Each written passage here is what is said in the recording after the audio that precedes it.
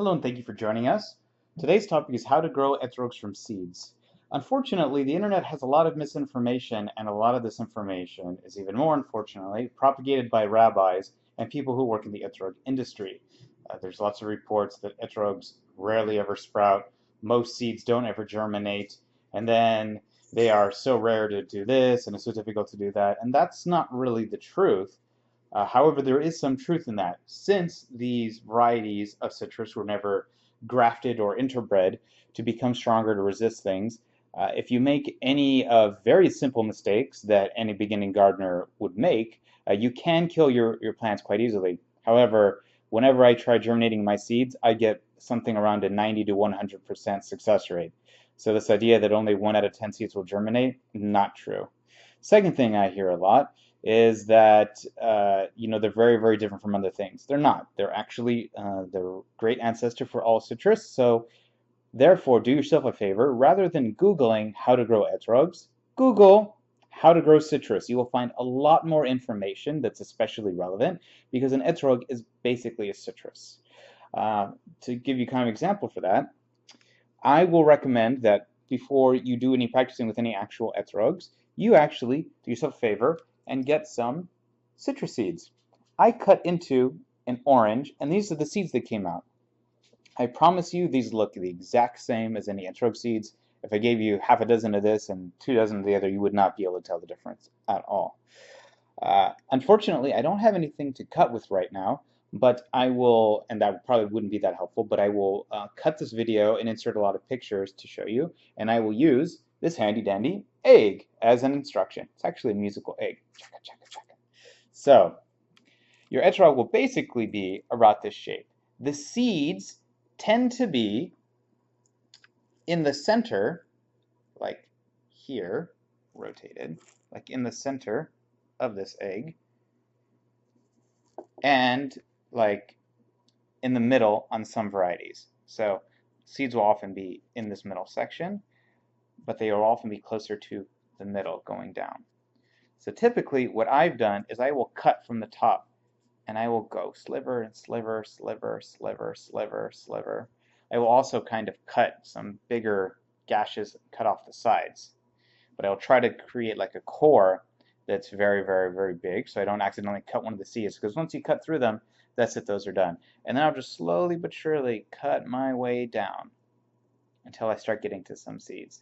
And then you really have to kind of just tear your fingers in, tear into the flesh, use your fingers and try to wriggle them out.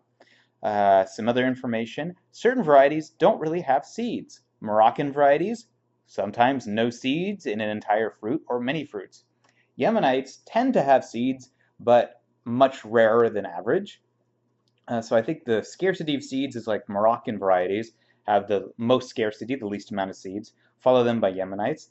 And then when you get into the normal Israeli or Lefkowitz or whatever the ones that Chabad use, the Yanaver, or what they call Yanover ones, those have plenty of seeds, so those are probably good ones to get.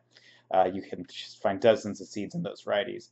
But in terms of Moroccan and Yemenites, those are a lot harder to get, and so you really want to be much more careful with how you cut into those fruits. You can be less careful, again, with the normal Israeli varieties, or with the Hazon Ish varieties, or with the Chabad, the Greek, or Italy, that area, the Yanavar varieties. They have a lot of seeds, so you can be less careful. And again, I'll go ahead and cut in and show you some pictures of this process so you can kind of see how it looks.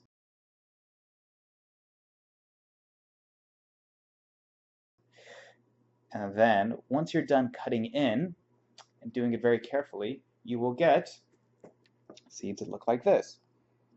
Now, first thing is that these are not the seeds. These are actually husks that surround the seeds. So fruit were designed to be eaten, and as such, they were designed that you would actually swallow these, digest out the layer, the husk, and then your seed would exit your body with excretion and be self-fertilized, and therefore would have a good chance of growing in the dirt.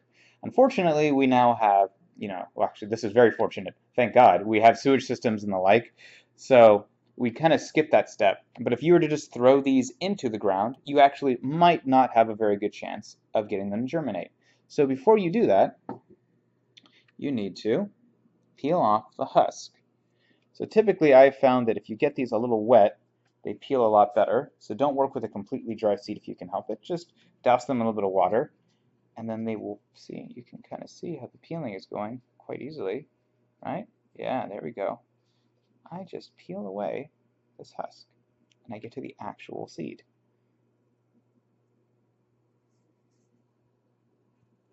Look at that. See the difference between the husk and the seed? I'll peel more away.